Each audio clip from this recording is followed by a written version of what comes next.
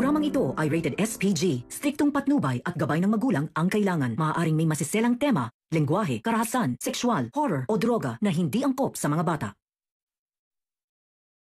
Isang bangkay ng babaeng doktor ang natagpuan sa kalsada. Alamin natin. Welcome back sa aking channel. Mga kaganapan sa abot kamay na pangarap. Napaka-intense nga ng mga kaganapan sa abot kamay na pangarap.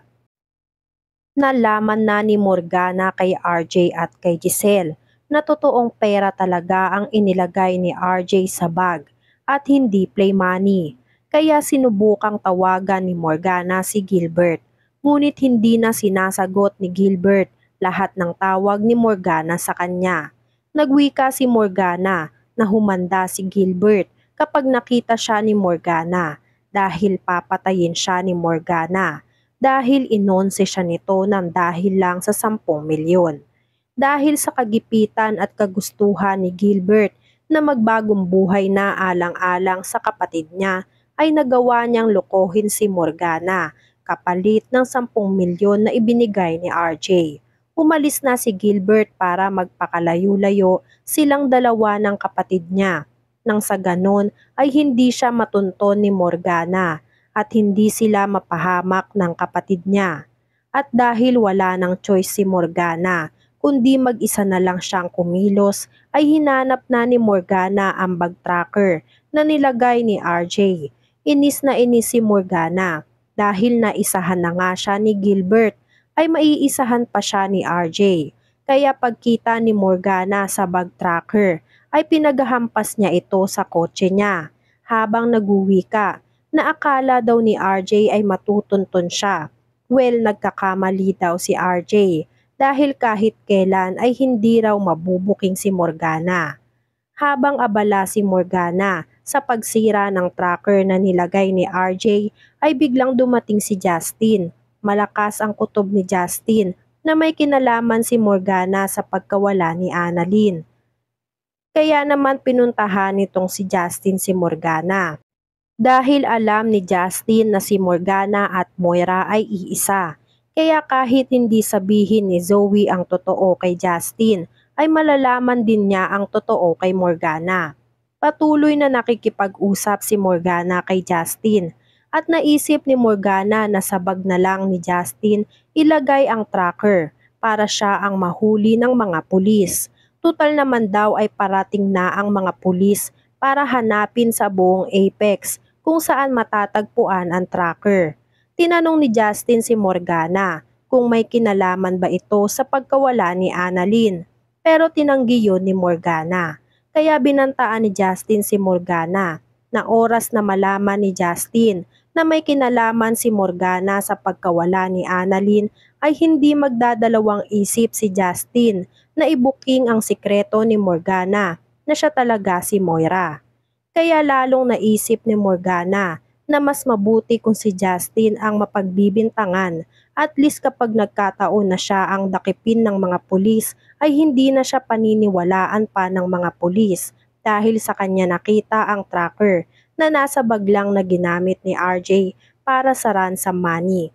Nagkunwaring nakikiusap si Morgana kay Justin dahil wala naman daw talaga siyang alam sa pagkawala ni Annalyn. Kaya wag na wag daw sasabihin sa iba ang pagkatao ni Morgana. Kinabukasan sa Apex, nilapitan ni Doc Kim si RJ para sabihin na lumipas na ang araw, pero hanggang ngayon ay hindi pa rin nila nakikita si Annalyn, kahit sa balita ay wala daw silang nababalitaan. Kaya naman inutusan ni Doc Kim si RJ na gumawa ng paraan para mahanap si Annalyn. Nagalit si RJ kay Doc Kim. Nagsabi si RJ na ano daw ang tingin ni Doc Kim. Gusto ba daw ni RJ na umupo lang sa isang tabi at hindi gumawa ng paraan? Gusto rin daw mahanap ni RJ ang anak niyang si Annalyn, katulad na lang nitong si Doc Kim. Pero katulad lang din daw ni Doc Kim si RJ na hindi alam kung paano nila mahanap ang anak na si Annalyn, dahil kahit mga pulis ay nahihirapan na maghagilap si Annalyn, lalong-lalo na si Doc Carlos. Humingi ng pasensya si Doc Kim kay RJ dahil nasobrahan na si Doc Kim sa pag-aalala kay Annalyn. na halos malagpasan na ni Doc Kim ang pag-aalalang binibigay ng sarili nitong tatay na si RJ. Humingi rin ng pasensya si RJ kay Doc Kim dahil nasigawan niya itong si Doc Kim. Samantala, hindi na lang daw talaga alam ni RJ kung paano pa nila mahanap si Annalyn, pero sinusiguro daw ni RJ na ginagawa nila ang lahat para matagpuan si Annalyn. Samantala, habang naglalakad si Regan sa kalsada, ay may napansin si Regan na kaguluhan at nagtutumpukan ng mga tao sa isang lugar. At dahil ususero si Regan ay nilapitan niya at nagtanong siya sa mga tao kung anong meron at bakit napakaraming tao sa paligid nito. Sinagot siya ng tagaharang kung anong meron.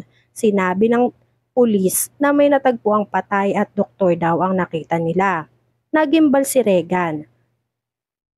Hindi alam ni Regan kung ano ang gagawin niya dahil nasakto pa daw sa pagkawala ni Annalyn at doktor pa daw ang natagpuang patay sa kalsada. Sa Apex, nagising na si Lynette mula sa pagkakatulog niya nang dahil sa nangyari sa kanya.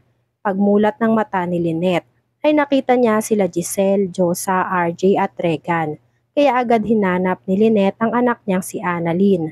Nagtanong si Lynette kung nasaan ang anak niyang si Annalyn at bakit wala si Annalyn sa tabi niya. Walang makasagot sa tanong ni Lynette, kaya halos magalit si Lynette sa pagtatanong niya. Nagtanong ulit si Lynette kung bakit ayaw siyang sagutin nitong sila Josa. Nakatitig lang sa kanya sila Josa. Maya-maya, biglang sumagot si RJ at inamin niya kay Lynette na nawawala ang anak nilang si Annalyn. At ang alam nila na kumidnap kay Annalyn ay walang iba kundi itong si Doc Carlos. Kaya naman galit na galit at na-stress agad itong si Lynette sa nabalitaan niya. Hindi alam ni Lynette kung ano ang gagawin niya. Nag-aalala siya sa maaaring gawin ni Carlos sa anak niyang si Annalyn. Naaalala ni Lynette nung naging bihag siya mismo nitong si Carlos ay hindi siya sinanto nito.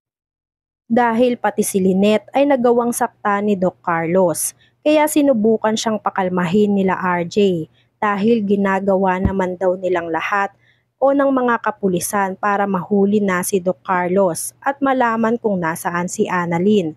Samantala, pinuntahan nga ni Zoe ang ama niyang si Doc Carlos. Ginamot ni Zoe si Carlos at pagtapos niya itong gamutin ay hinanap ni Zoe si Annalyn.